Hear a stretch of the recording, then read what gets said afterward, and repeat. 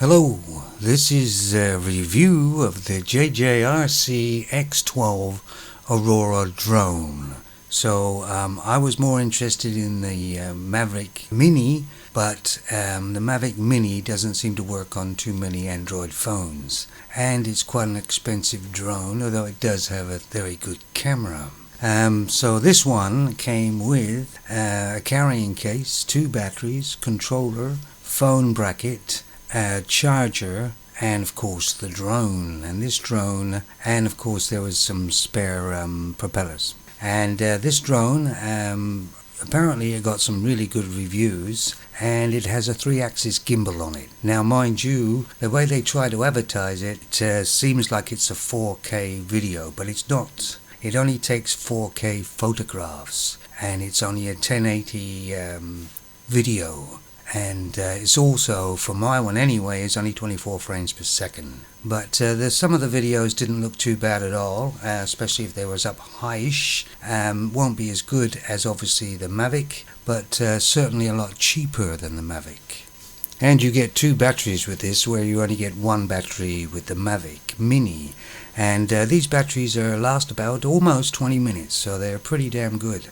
The downside is they do take a long time to charge up. About 3 to 4 hours each battery, and so that's quite some downtime. So the controller itself actually charges up quite quickly. Now if you are interested in this particular drone, be aware that it only works on AC wireless. In other words, most phones, especially the cheaper models, especially Android-ish, I suppose, I think all the iPhones work on AC wireless. But the cheaper Android phones, a lot of them don't have it. In fact, my phone didn't have it, and that's why you see an iPad 2 there. I use an iPad 2 to run the application, and I can't really see the screen very well, but who could anyway? And I can fly the drone quite well until my new phone arrives, which hopefully it has AC on, should work with this drone. But be aware that your phone needs AC wireless to be able to communicate with the controller or the drone. Right, so if your phone doesn't have it, now you can check online to see if, just look under specs, and it says, I think, communication or connections or something, and you'll see my phones and most phones, most phones have it's B, G, N, things like that. They don't normally have the A lot of them, although the technology's been out for quite a number of years. They don't seem to be quite widely used for some reason. But anyway, just be aware of that. Anyway, my drone arrived very early indeed, long sooner than it was supposed to, and I opened it up and everything else, and it was all fine, seemed good, and I charged all the batteries up and the controller and everything else, and of course it wasn't very great weather. In fact, it was quite breezy. In fact, it was very breezy. So I forgoed using the drone, and the next day was windy again. And I thought, well, I'm going to go out and have a little go to see how it went anyway. It was reasonably windy. There were a few breaks in the wind, but it was quite windy. You shouldn't really take a drone out, especially a new one, and I haven't flown a drone for many, many years, so I'm very, very rusty. And the first flight had a lot of problems, and I was really concerned about the drone. So here goes. I had quite a bit of trouble actually trying to get it calibrated and trying to find the satellites and everything for some reason. But it eventually did actually lock on, and it said everything. You know, you do the level one and then you do the one that you rotate. And it said yes, success, and it was ready to go. And it was recommended to me to use the EnjoyFly app, although the CFly and JoyFly apps are roughly both exactly the same. So I was told that the EnjoyFly app usually works better. So that's the one I was using. So here we go, and as you can see, it's flying all over the place. I just took off and it's doing circles around me all over the place. It's wobbling everywhere, and the 3-axis gimbal didn't seem to be working very well, because look how shaky that video is. It's absolutely terrible video, and I reckon that the gimbal wasn't working at all. In fact, if you had a stationary camera, it might work better. Look at that guy. Doesn't he look worried? I look worried. And it's all over the place, you can see. no smooth flight. I could hardly keep it anywhere steady. And even at hovering, you had this rumble, this sort of jittery thing going on where it didn't actually look like the gimbal was working at all. And I was really unhappy with this footage completely.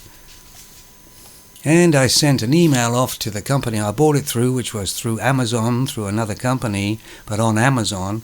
And I sent them exactly what happened there, that it was all over, it was shaking. The gimbal didn't seem to be working, and it didn't hover very well. It was quite a bad email I sent them. So the next day was windy as well, and I thought I'd take it out after charging the batteries up to see if it was going to be as bad, and if it was, then I was going to send the drone back. It was no good to me. But I tried it the next day, even though it was breezy again, and it looked completely different, as you can see. The gimbal seemed to be working fine. It's a nice smooth flight, even though it was very windy and breezy. And the flight seemed to be, well, apart from the controlling guy, because he's a little bit rusty, doesn't know what he's doing, turning too fast and things like that. But the picture doesn't look too bad either. So it seems to have settled down. Now you see that flash there. I've seen that a lot on these drones, these X12 drones, where they come into the bright and in the dark and they have a quick flash. I've noticed that a few times. But apart from that, the picture doesn't look too... Look at that guy. Doesn't he look worried? I don't think I'd like to go drinking with that guy. He doesn't look very good. But as you can see, it's smooth. It's not jiggling all over the place. And I'll tell you exactly what I did to make it look better than the other one was. First of all, I moved away from a tower that was up there that may have been interfering. But secondly, I used, instead of the EnjoyFly application, I used the C-Fly one. And the C-Fly one seemed to work a lot better for me, more stable than the EnjoyFly app. So it seems to be flying a lot better now, even though, like I say, the controller needs a little bit of, Well, having a successful flight like that, it made me decide to, the next day, even though it was windy again, I know it's windy every day, it seems to be, ever since I got the drone. But I went out anyway, and I took it to another location to give it another test, to see if it would fly good again. And if it did, then obviously it was okay, the drone, after all. Even though the weather wasn't very good, as you can see, what you really like is very light wind at all, and maybe none at all would be good, and nice bright and sunny days, so the colours will come out.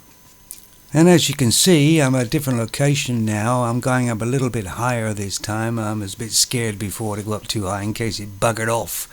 But I'm going up a bit higher now, and as you can see, it's still running very stable. Even in an awful wind that there was there, you might be able to see some of the trees and the grass blowing in the wind there. It was quite a windy day, so that drone did very well to keep it that steady under those conditions. I'm not sure that the Maverick Mini would have been done so well in that sort of situation.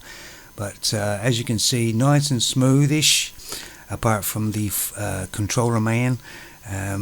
So yeah.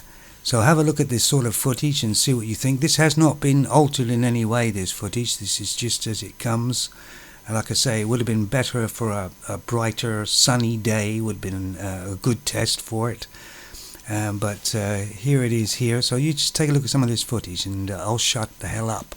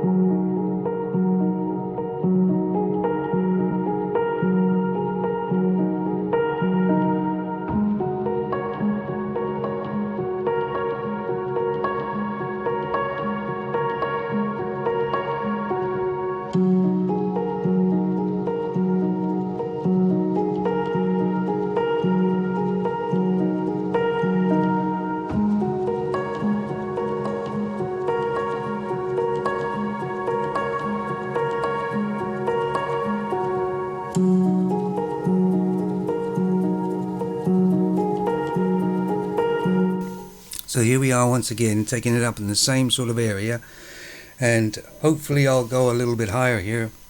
I'm getting a bit more braver about it. I'm not still flying away too far, because I tell you, when you get the drone up there, you have a hard time determining whether it's going forward or going backwards. So I'm just trying to find my legs, as it were, and see what the drone actually works like. So maybe I send it back and maybe I don't, but at the moment it's looking very good.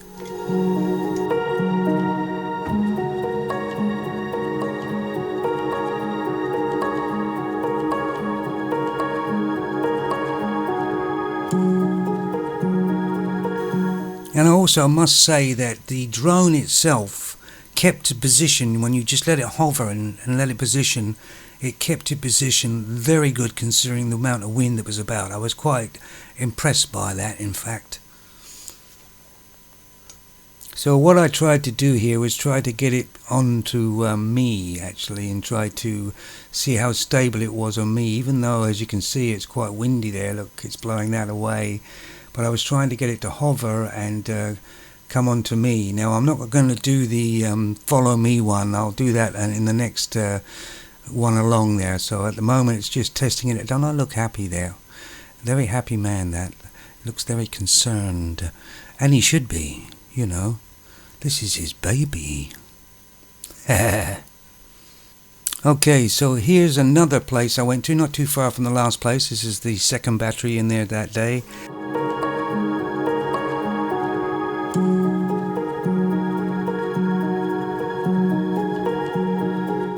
And this time I'm taking it up quite a bit higher now.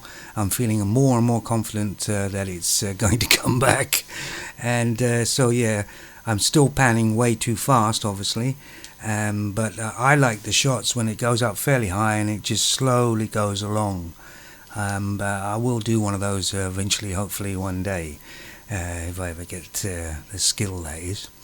But yeah, so this is still steady, and if you probably can't see it from the video, but it's still very windy. So that's just down on the ground, so I can imagine what it'd be like. You can see the trees moving there, you see. So you can imagine what it'd be like above the tree line, which is where I was, but those trees are moving quite well, as you can see, and that drone is doing a very good job on keeping very stable in that sort of condition.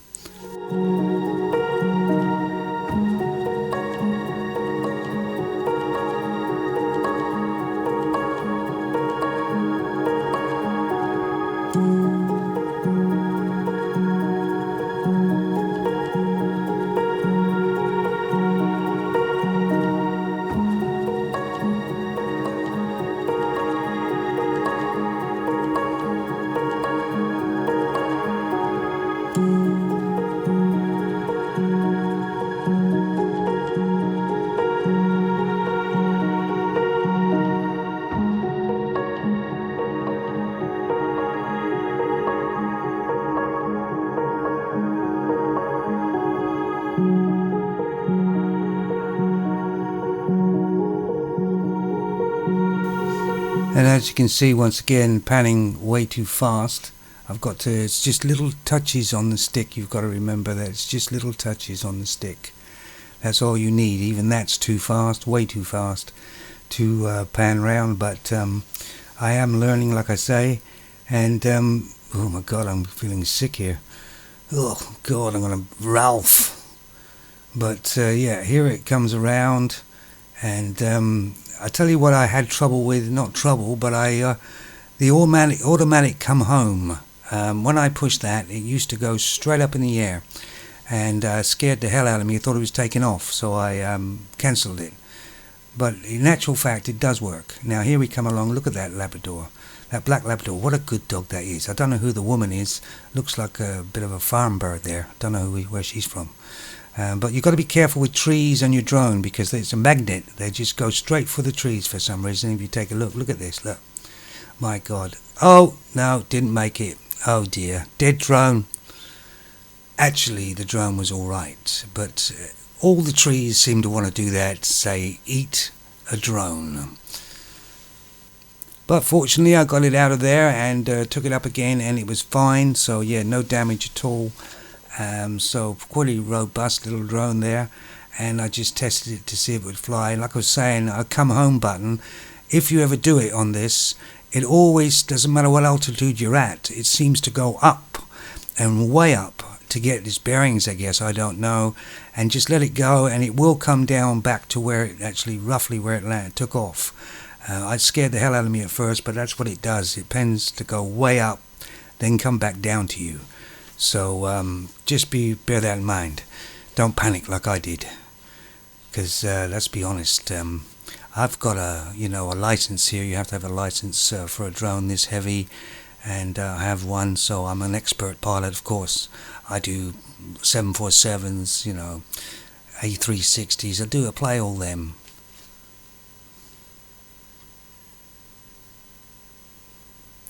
Yeah, I could Ralph easy here. Keeps on spinning around like that. But as you can see from a distance, this camera is really made for, really, in a way. It's not a close-up camera as such. It's more of a scenery type shot from a distance. I think if you got close with this and started moving along, especially at 24 frames per second, you're going to lose quite a lot of detail. So I was looking for a thing where you could actually change it to 30 frames per second, but I haven't seen one that you can do that. But I'd certainly like to have it up to 30 at least. 24 seems to work reasonably well, and as you can see, the sun's out, so it doesn't look too bad of a picture, really. And like I say, I haven't altered this in any way. This is straight from the card. And the other thing is, if you've got a 64-bit card and you put in there, and I'm sure it works with the other cards as well, you have to format it, because otherwise it won't work.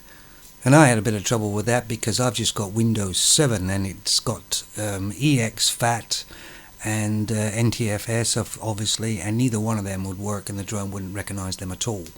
So I had to actually get a program online that would actually change the SD card, mini SD card, to FAT32, if you can believe it. And I changed it to FAT32, put it into the drone, and then the program, like the application, saw it as a 64 gigabyte SD card, which is what it was. And I've recorded on it, obviously, and it seems to be fine. So that's another little problem you've got to worry about if you're going to get this drone or your SD card. Okay, so I'm going to show you one more quick video that I did the next day, and I'm just checking my farmland to see that all the stock are in place, and yeah, there they are.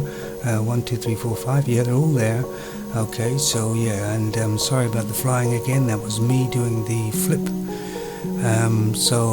It seems to be flying alright again today, on this day anyway. I did have a bit of trouble connecting with the satellites. I had to move locations quite a few times. Not sure that's a good thing or not. Would not fly without being connected, I don't think. But I'm getting a little bit better at the flying, and if anybody wants to know where this is on the south coast of the UK.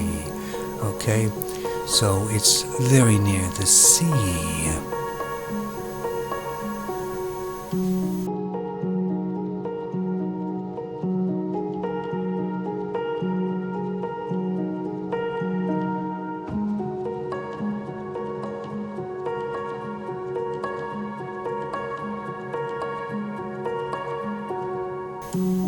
And I'm taking it a little bit higher this time, a little bit higher, not too much, because it's very hard to spot way up there.